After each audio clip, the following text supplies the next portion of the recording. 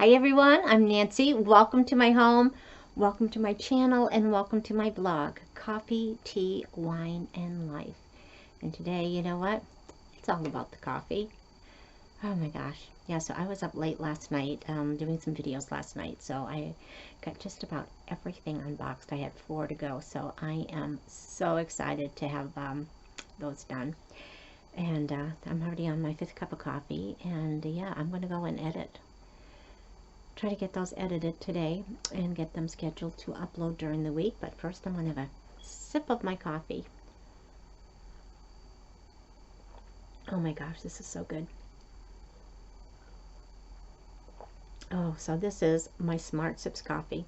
This is the decaf blueberry cinnamon crumble latte. So good. And of course I frothed my creamer, put it on top. I used my caramel macchiato creamer with it today, and it's awesome.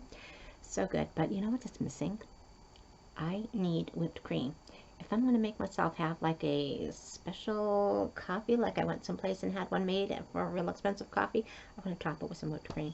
So when I get my bird back, first stop I'm going to go buy some whipped cream and make a really frothy special coffee.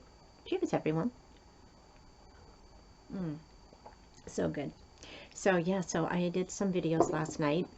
Not really sure. I mean, I was pretty coffeeed out. I think around, it was like 2 o'clock in the morning, and I had to switch. Yeah, I just, even though I had already switched to decaf coffee, it was like, the thought of more coffee was like, I just can't do it. But I want to keep going. I want to do some more videos. So I switched to strawberry margaritas. Oh my God, they were so good. So then instead of being kind of, ooh, wild and jumpy, I was maybe I was a little too relaxed, maybe slurring my words here and there, but you know, this is real life. I don't get a do-over. Well, I could have just redid a new video, but I'm far enough behind, so I don't need to make extra work for myself. So anyway, did that. And yeah, so I'm going to get those edited later this afternoon, and then just get them scheduled to come on and like Monday, Tuesday, Wednesday, you know, do that. So I'll have something every day this week. And again, I'm not going to participate in the Mask Monday. I even masked this morning, so I'm pretty, and I masked yesterday too. I've done it like 3 or 4 days in a row now. I think it's why my skin feels so nice, but you never know. But yeah, so I'd rather use that time watching other people's videos and trying to catch up. I'm not sure if I'm going to do something for Wellness Wednesday yet. It probably all depends if I get another Ellie outfit in before then. Otherwise, I'll probably do a little short one. Otherwise, I will just watch videos Wednesday night and do one for next week. And yes, that's pretty cool. But you know what, Ellie? You know, because I got my Ellie outfit of the month. So that shipped on the 23rd. And right before then, they had an email. So in the extras, the add-ons or the must-haves, they had a special going on so that you could pick from the limited collection that they had. You could pick bottoms, top, and a sports bra, and you would get charged the $44.95. So I thought that was really nice because, you know, even though some of those things are already marked down pretty good in the must-haves, there's been like one of those little exercise black jackets, the jackets that I like, those little stretchy jackets, and there was one it looks like it had maybe the leopards or animal print piping on the side. Yeah, so I've had my eye on that, and that's still been like $60. And the pants that went match it and things, they were still high. And so anyway, I thought, well, I'll take a chance and see if maybe that jacket's there, and it was. The pants weren't on there, included in the sale, but that's okay. I'll watch for another sale another day. So I did get that jacket. That was $60, but I got it with the pants and another sports bra for $44.95. So I was really excited about that. And I think that might have shipped a day or two before the 23rd. I'm not sure when it shipped. But then today I was, well, I wasn't going to, but I logged into work. And I was just kind of cleaning up some emails and getting something started, so it would be less to do Monday morning. And I had another email from Ellie, and it was just kind of thanking me for being a subscriber, blah, blah, blah. But it said I could take an additional outfit for this month, and I could get 25% off it. So 25% off, yeah, that's got my name on it. I love a sale. So there were 3 that I had my eyes on that I liked, and it was like I kept going back and forth. Which one do I want for 25% off? So I did pick one, but it was a hard decision because I did have some people use my link, so I've got some credit to use as well, which I'm saving the credit for a rainy day. And so two of them that used my link, Janine over 60 with Flair and Alicia Martin, they actually bought short sets, and you know, I kind of looking at them, but I'm really not comfortable in shorts, but I'm not going. It's not like I'm going anywhere, right? I'm just going to be in my own house, so I'm kind of like looking at those. Can I pull off shorts and an exercise top? Yeah, I don't know. So I didn't get it this time, but the wheels are turning, and I'm thinking about it. I'm thinking about it. I guess it depends on how hot the summer gets. And then another lady, Deborah, she used my link as well, and she got her set already, and she loves it. And she got the one that's Jessica Simpson. I forgot the name of the one, but it's one of the new Jessica Simpson ones for April, and it's like a pinky, kind of purpley tie-dye, and it's got like a sweatshirt with it, and that one looks so nice too. So yeah, I was going back and forth, but I will not tell you the one that I picked up. We will wait to see when it comes in, and I'll do a little unboxing for that.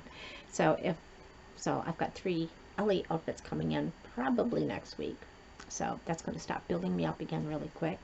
But I will worry about that later. Yeah, I feel pretty good that I got a lot done yesterday, and plan on getting them edited today, and yeah, getting those all scheduled. So I'm excited about that.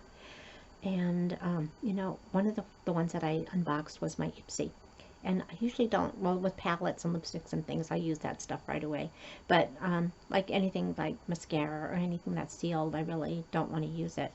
But I was excited to use 2 of the products today.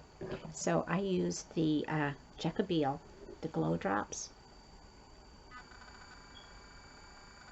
this highlighting primer for face, and it's just such a pretty rose gold, focus please, just such a pretty rose gold color, and it's and it did kind of give your face a really nice glow. Like, I put it on my hand last night so you could see it just add a nice sheen to it.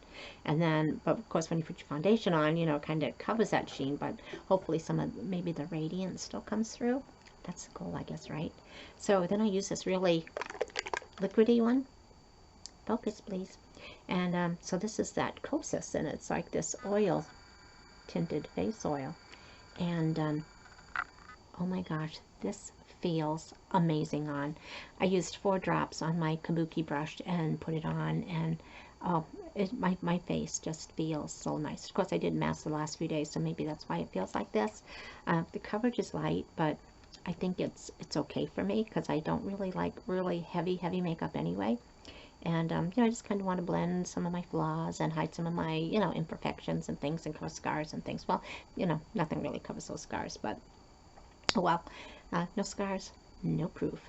That's what one of my son-in-laws says. But anyway, so this was the color on this was 04, so it's a light with golden undertones, but I must have golden undertones, so I must be yellow, right? So I don't know if, you know, the color I think matches my skin tone pretty good. Like I said, I used 4 drops, and it did take a little while blending it in with my kabuki brush. That when I put it on my hand just like this, it seemed to like dry instantly, but it took a little bit longer to dry on my face, maybe because I had just put that the glow drops on. But I'm really liking the coverage. So I mean, the only downside to this is that it doesn't have SPF, and I really don't want another operation on my face, because I think next time they're going to make me go to sleep, and they're not going to operate on me and let me stay awake. I really want to stay awake. I like to watch. Yeah. You go to sleep, you can't see what they're doing. So, yeah. So, yeah, so I'm used to using like my Bare Minerals, the CC cream, and the IT Cosmetics, their CC cream, because they both have really, really high SPFs in it. Like the IT one is like a 50 SPF. So I really felt comfortable wearing that makeup. But this, I like the coverage. I like the lightness. I think the color is better for me. So I think I might have to maybe get a spray-on SPF or a moisturizer or something under with SPF, but I'm really liking this. It really makes my skin feel really, really nice. So I don't know if I would buy it on my own for, I think it was like $40 something, but if it came up again on Ipsy as something to pick, or pop up in the add-on sales, I would definitely get this one again.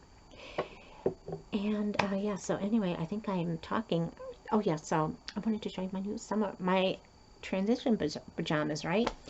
So these again are from XOXOX, and I got them on QVC. And so these are like my transition weight, going from the heavy velour, getting ready for spring. 'Cause, you know, it's really not spring here yet. Yeah, it's pretty cold here still. So anyway, but this is just feels so nice. And XOXOX, it's just so soft. So anyway, let me stand up and show you this. So it's got, I don't know if you can see, it looks like it kind of folds over here on this ribbing, but it's attached. So I like that. And the pants are camo. Yeah, so that when I, you know, go outside in my pajamas, nobody will see me because I'm camouflaged. Yeah, isn't that great? So anyway, I'm talking longer than I wanted to. So I hope everybody goes out and that you have a fantastic week. And oh my gosh, I'm just so excited to sit here and chat with you all. I've missed you all so much. So thank you all for being here. You guys mean the world to me. So thank you, everybody. I hope you all have a great week. We'll chat again soon. Bye-bye.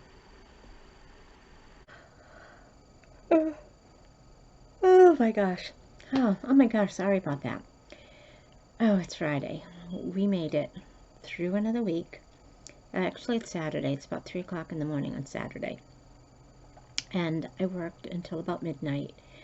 And I had every intention of sitting down on the couch, going to YouTube, and doing a couple of hours worth of just that doesn't make sense, of watching videos and commenting. That was my plan. And as I went on, you know, sometimes when you get on YouTube and there's like videos off to the side, so there was one that caught my eye, and I watched that. It was like a 2-hour video, but I loved it. It was eerie, it was creepy, it was haunting, but I loved it. So oh my gosh, it's a stretch of Highway 20 in Oregon where from 1977 to 1992, girls were missing. They found like skulls that because they didn't have DNA back then, but human skulls, human remains, but they had no way of finding out who they were, how they were, or who they were. And like a skull might be someplace, and then a couple miles away there was the bones, and did they match, did they not match? I guess, yeah, they just didn't know. But the theme song, it was a documentary. It was like a 4-part documentary that they did a while ago. And the theme song was one from Lucinda Williams, and it was about the ghost of Highway 20, but it wasn't that Highway 20 that was about her song, that her song was made for. And I'm just kind of, I'm sleepy. I might fall asleep while I'm talking, so I knock myself over. Don't, yeah. I'll wake up eventually. But so anyway, it was Lucinda Williams, and they used her song for the theme song. And oh, she's got like this deep, kind of haunting voice, and it just sets the tone for the serial killer. And I'm going to link, just in case you're into like crime things like I am. I have no idea why, but I'll link that documentary that I watched, and it was all parts in one. It also had a link that you could listen to them separately, I think, and also to listen to William's song. I mean, you hear that, and it just, when you know what this documentary is about, and it goes right into your soul, and you just kind of, it gives you goosebumps. It just gives you that haunting sensation that something horrible is happening. But anyway, one of the first victims, Marlena Gabrielson, and she didn't mind that they used her name. They did not believe her. It was back in 1977. She was hitchhiking, trying to get back. She was a new wife, new mother. She wanted to get back to her baby. She was at a rodeo with her sister or something. Her sister was staying, and so she hitchhiked and thought this person, you know, and from what you can see with his videos, he was just an average looking person. I mean, he was good looking.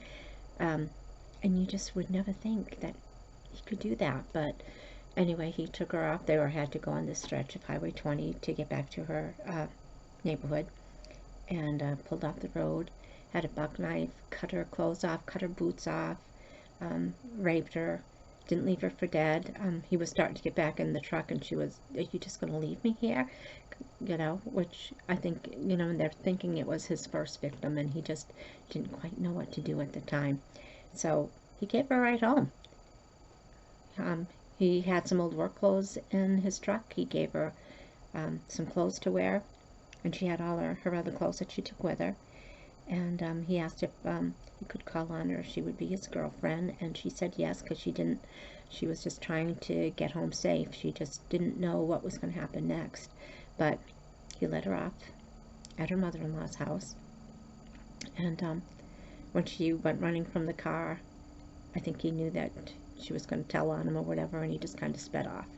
So you know, she went to the police, had the police in the hospital. She had the rape kit done, and police did not believe her. You know, they called him in. He denied everything. He just said that it was consensual, and that she came on to him, and they believed him over her. And so for years, she just kind of felt worthless and dirty and shamed, and nobody believed her. And he continued to do the same thing, except he got better at it and killed people, mutilated them, and buried them in different parts of the woods and things like that, so things couldn't be found. But, you know, and then later on it came out, when he was like 8 years old, his family had a puppy that had babies, and he didn't want them to get rid of the puppies. And of course, you know, most people can't keep, you know, 10 puppies. So they had the first people come in to look and pick up one of the puppies, and when they went out to the garage or wherever they were, they found all the puppies hacked, that he had cut them all up. He cut all the live puppies up, because if he couldn't have them, nobody was going to have them. That kind of should give them a clue that something was wrong with their son, you think? But anyway, there's more to that story, and you just, when you look at people like that, I mean, people that are monsters, there should be something on them that tells us they're monsters, whether it comes out of their forehead or something in their eyes or just something, you know, because you trust these people. And obviously, I mean, he went for years unnoticed. He was thought that he was guilty a few times because he drove that stretch of road, being in the highway department, called him in a lot of times, always sailed through any police investigation. They kind of had their doubts about him, but they could never tie him with any physical evidence.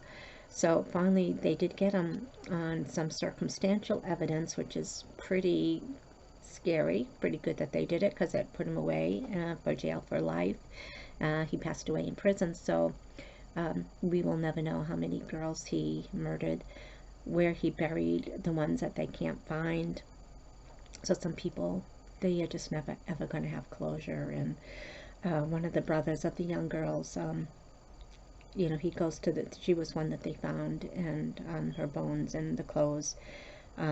He said he goes and he's laid down on that site and talked to his sister at least 100 times, and he's, you know, probably in his 50s now, and he's just crying as he talks about it, and he just never got over it. And then the other son, which actually the guy that did this was his stepfather, and he had actually killed his sister.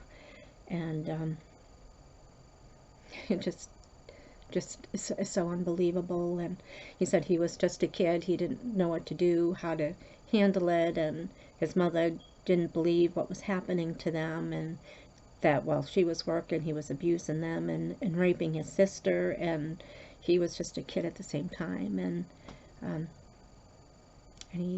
they never found her body either. So, and of course he's always denied it, but everybody knows that it was him. But anyway, at the end of it, they had the first girl, the survivor. She was on at the end to help with the closing, and you could just see it in her eyes. I mean, she has this guilt that what could she have done to be taken more seriously? She just thought it was because, you know, she said I was ugly.